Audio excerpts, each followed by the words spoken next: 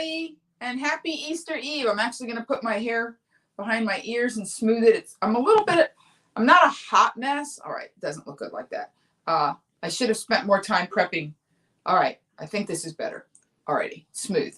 I should have spent more time prepping, but here's what happened is that thank you for putting up the laughs there, Stanton. I do have on my Easter scarf, but what ended up happening was that I drove my mother home yesterday from LA, and it was Easter weekend, Good Friday, and I figured, COVID, whatever, or maybe I didn't figure. We sat in traffic. It took us, hey Hector, it took us the longest it's ever taken me we left at about 2:46 and we got it to my mother's after midnight. Now, granted, we stopped to eat dinner because we just had it with the traffic in Santa Barbara, but it was an incredibly happy Easter, Tina. I saw you last Saturday in Phoenix in person. So last Saturday night, I wasn't able to do a show because I was live at Stir Crazy in Glendale, sort of close to Phoenix, and I'll be back there Cinco de Mayo because we sold out 4 shows. And I believe I talked a little bit about this last Sunday, but they weren't doing 2019. They were doing 1987. It was just like wild hookups and bar fights and just craziness. And this week, from last Saturday night to this Saturday night, I've lived about 75 lives, including I performed live in a venue in Los Angeles. Whoa. Wasn't quite indoors. It was a terrace within a building. It had no roof, no ceiling. So we were in an indoor atrium, and it was a pretty nice crowd, about 60 people. And it was my first time. I put a bunch of stuff up on Insta to my story. It was my first time on stage in Los Angeles since February, oh my goodness, I think February 12th of last year, because then I went to San Antonio to film the Ha Comedy Festival, and then I flew to New Zealand. So it was a long time, 13 plus almost 14 months I had not been up in my hood. And, that in itself, like time stood still. It was a good show, a fun show. I had several close friends in the audience, and that felt amazing. And I made new friends. And my friend Gloria, who I shot the pilot with, Gloria Gold, she drove up from San Diego and stayed at the W. And, the signs that the world is slowly hitting a post-COVID spring, that after a 1 year plus pause for the cause, the tiniest little pieces of grass are shooting up. In my neighborhood, a store, I talked about this on the 3:30, there's a store called Amoeba. And Amoeba used to be 2 full floors, like a giant warehouse on the corner of Sunset and it's not Argyle, Ivor, near Vine. And it's a thing, Amoeba. And actually there used to be a store in Louisville, Kentucky, called Ear Ecstasy, that was sort of like Amoeba. Like, they're places that people that know media and music and love media and music love these places. And Amoeba, before COVID, had already been rumored to have lost its lease, and people in LA were heartbroken. And it moved very close. It's now literally across the street from me. And I've watched this empty giant space slowly, behind covered windows, turn into Amoeba. And it opened on Thursday morning, and the line was around the block. And people were somewhat social distancing, but it was around the block, and it was all day long. From the minute the doors opened till they closed, I don't even know how many thousands of people went through that line and went in and out of Amoeba on day one. And the Pantages Theater, which has been boarded up for over a year, the boards are down.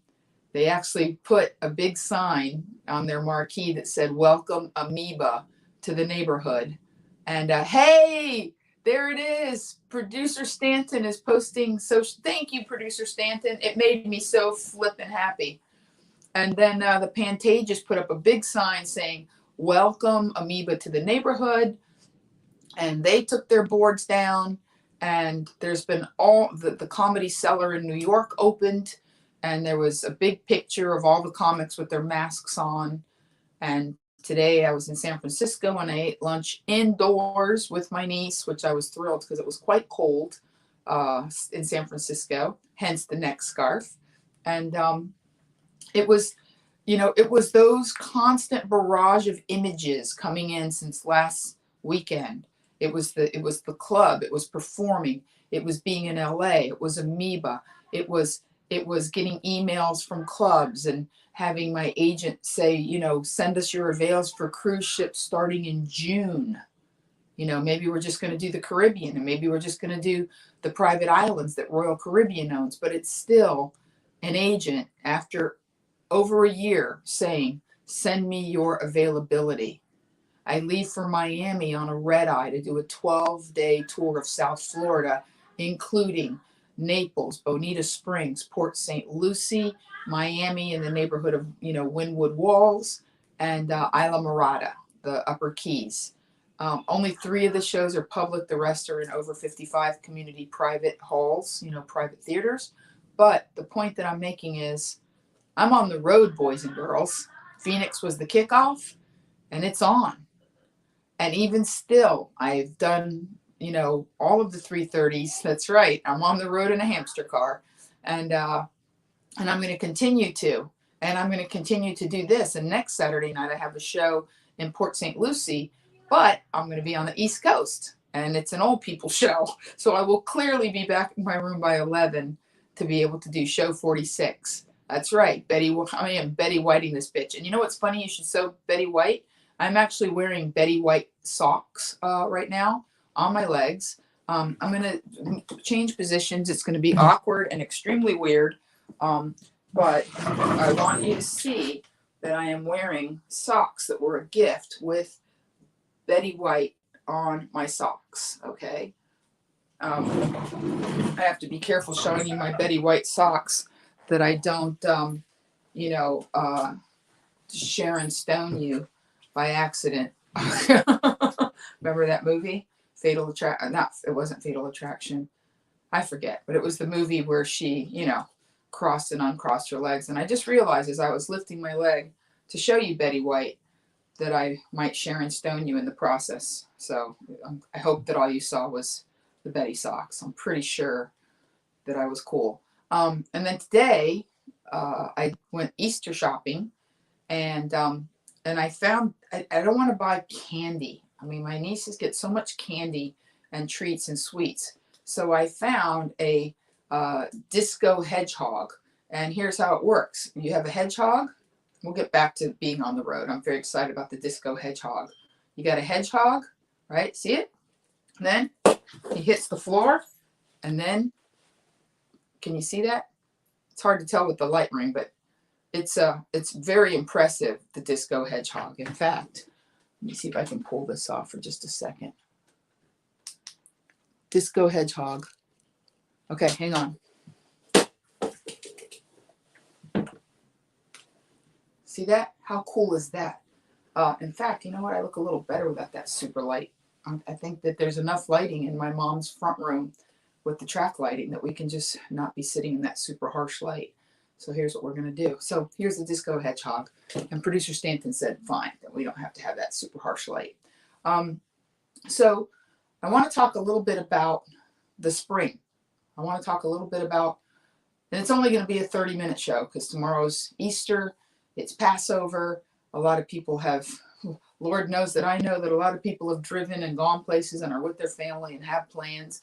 Maybe you're cooking a ham. Some people eat ham, not the Passover people, and I don't eat ham. I'm a pescatarian. But it's a holiday weekend where we can actually feel holiday adjacent. Even if it's not a full holiday, like the days of yore, like back in the 1900s, it is a holiday weekend. And it is officially been spring for, well over a week and a half. And the vernal equinox, March 20th. and it's daylight savings times happened over that weekend. And a lot of signs are out there that we as individuals, as communities, as groups, as positivity gangs like the 330 gang, happy gangs, can move forward together as friends and build bridges. I understand that a lot of things happened in the last 2 weeks that are challenging. Because I don't talk about them doesn't mean I don't know about the George Floyd trial or the guy driving into the policeman in DC. I mean, I know. I can go on. I know what's going on around me. I keep apprised of things. However, as I ask my mother, who gets very wrapped around the axle and has been staying with me for 3 weeks, I say, Mom, what can we do about these situations in real time right now? And the answer is 95% of the time, nothing. And the reason why I'm pointing this out is because you may or may not be in the same situation, but I'm going to guess that you are. And if you are in the same situation as me and my mother, then rather than curse the darkness, light a candle. Rather than be upset about how many things are going wrong in the world or challenging you or pushing your buttons or making you feel less than. I am saying this not in a rhetorical. I'm happy to read the chat. I'm happy to respond. Most of you know that I answer emails. Most of you know that I respond to every single message that comes up after every single show.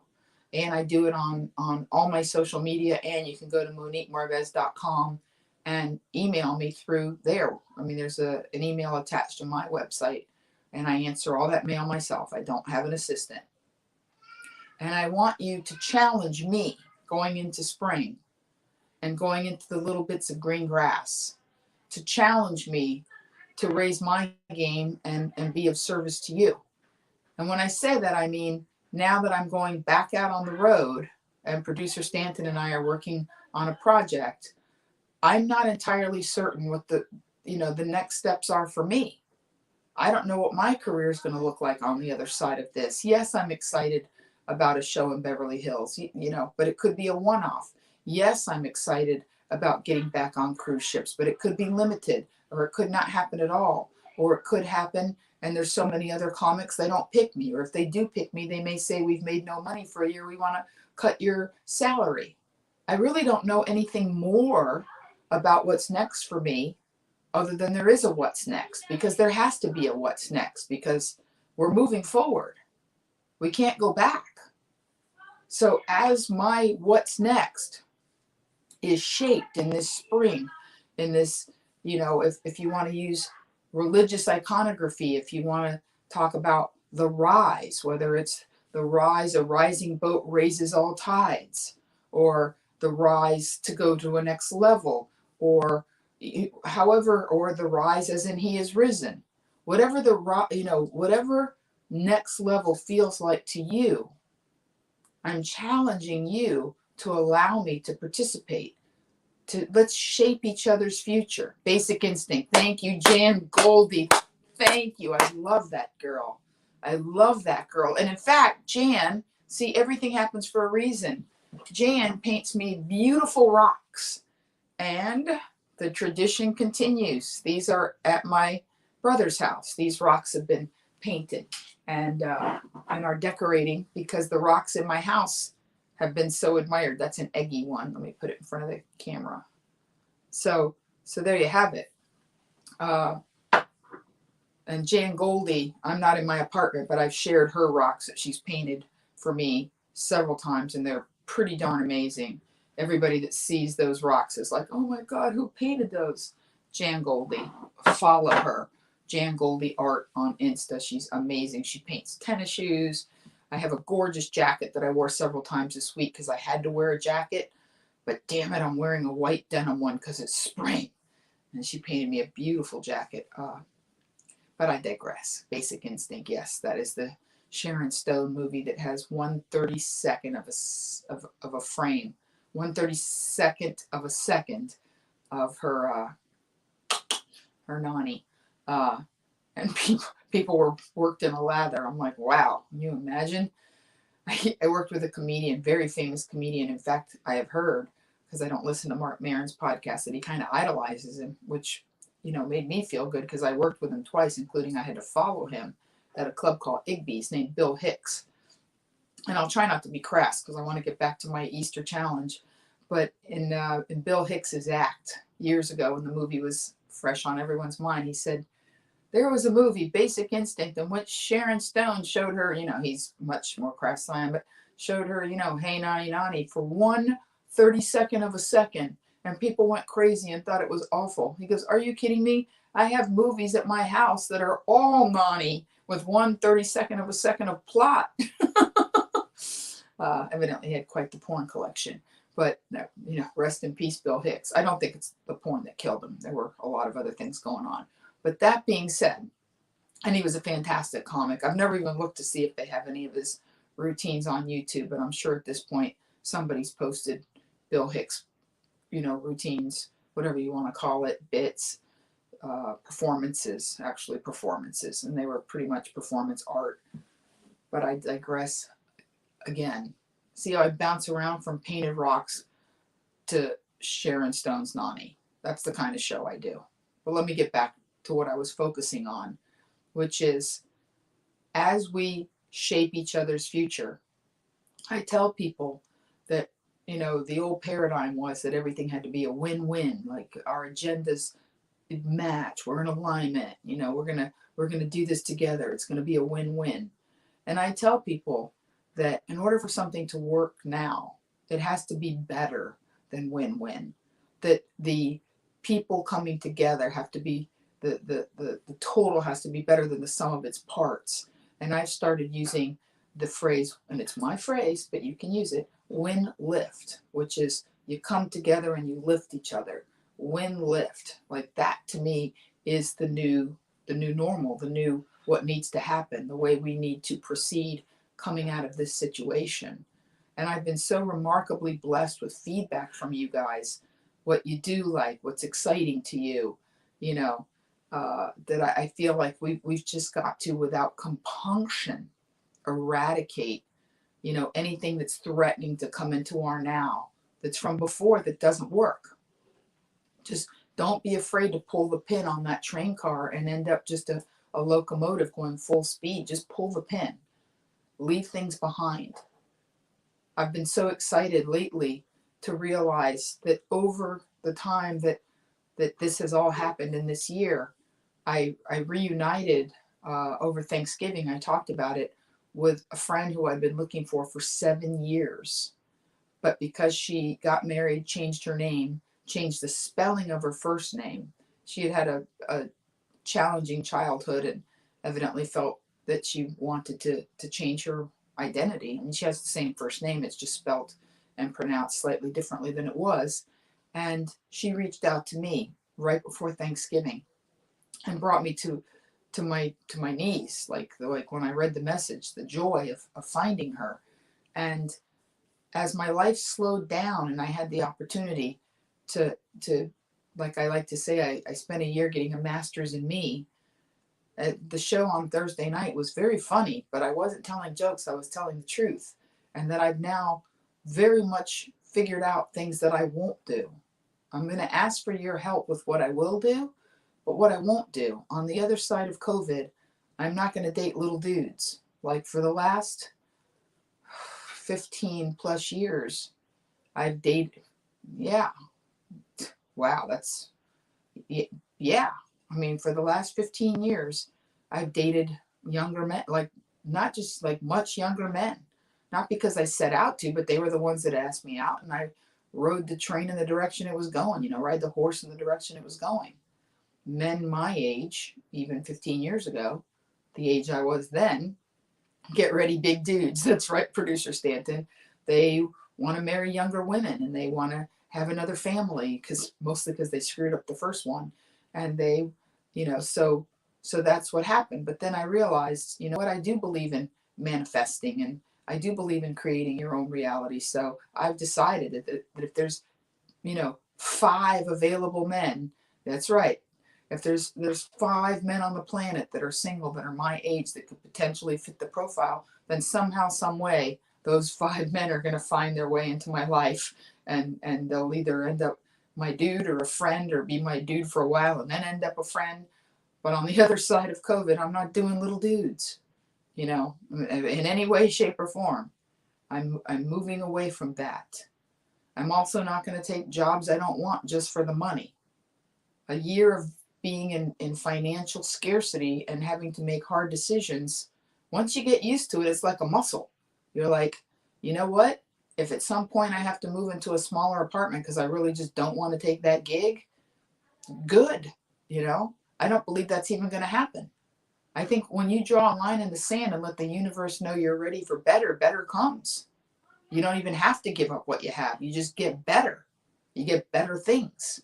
And it's already happening. In this last week, I assure you that I've received inquiries and phone calls and Zoom meetings about what's next for me on the other side of COVID, because I was willing to step into the void and say, you know what? If I already didn't know what I was doing, and I was already afraid that something in my life could change in a way that would take me out of my comfort zone, okay, that's the life of an artist. I've lived a lot of my life out of my comfort zone. So what? It's a muscle. You work it. So as we move forward into whatever this new normal is, I'm inviting you to reach out to one another. I know a lot of you know each other, and even if any of you guys know, somebody, 45 to 62 who's in good shape, he has to be in good shape. And I got to be honest, no Viagra. I think it's okay to insist that I want organic wood, for the next few years. I think that's fair. I go to the gym a lot. I think it's okay to say I want to manifest something that matches me energetically. And you wear man pants, and thank you, Tom. But the point I'm making is that dreams have no calories. So why not dream the most delicious dreams? And in the last few weeks, where beautiful things have been happening all around me, like amoeba, I could see they were getting closer and closer. The posters were going up in the window, and the wood is coming down from my neighborhood, and people are sprucing up. And, I took my mother for a meal indoors 2 weeks ago. When we got to the restaurant, evidently something had changed in LA where they were 25% allowed inside or whatever. And it was a little bit of a chilly day. We were bundled up. We were fine sitting on the sidewalk. But when the waitress said, "Would you ladies like to sit indoors?" I almost peed my non-existent underpants. So back to the Sharon Stone reference. But the point I'm making is, as all of these little signs were bringing me joy and rocking my molecules, and allowing me to really start dreaming that we're at the end of something. But more importantly, as I say this, I can't tell you when the real Jesus was born, because people don't believe it was December 25th, because they think that was just to kind of tie it together with New Year's. I've actually heard that some scholars think he was born in springtime, actually, which would be now.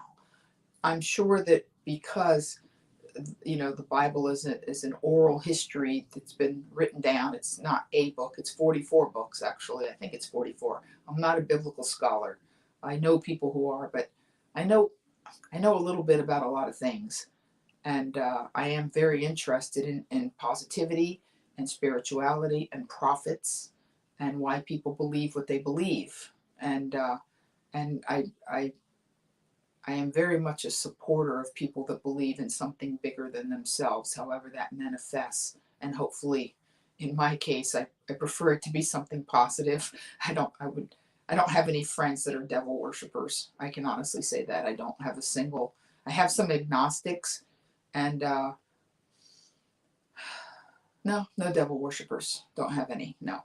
So that being said, whatever you believe was the life and death of a person who really did live, there's no doubt that historically a person lived named Jesus, and that he did things that were at the very least astounding, at the most miraculous.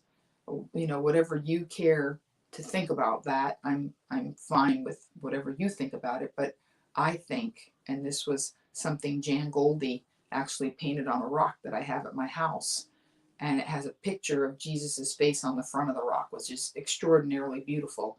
And on the back it says you can never go wrong living a Christ-like life, meaning whatever your religion is or however you feel about it, to be a person who reaches out to others, tries to uplift them, that turns the other cheek, meaning, yeah, whatever, you want to be a jerk, whatever, that's on you, who doesn't always raise up arms against another person, who's willing at times to just let it go, because the bigger picture is that we are, and this is a true fact, whatever happens before we're born or after we die, or whatever you believe about that, there is a clock and it is ticking, and one day you will be worm food. And however that works for you, I can tell you that for me, I want to try and do as much good in the world as I can.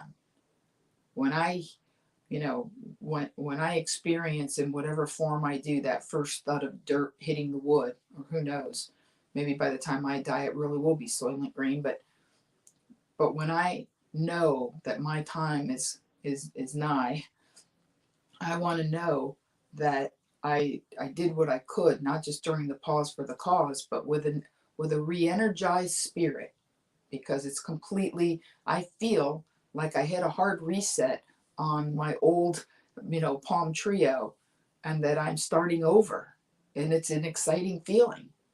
I had 30 years as a straight up stand-up, doing specials and writing for TV, and now I've zoomed, and I've started a YouTube channel, and people are interested in my content, and my life has changed and shifted, and I'm going to Betty White this, and I'm going to be on television and film. I've made up my mind, and I'm going to have a boyfriend who's my own age, and I'm never going to remarry, but I'd love a series of honeymoons.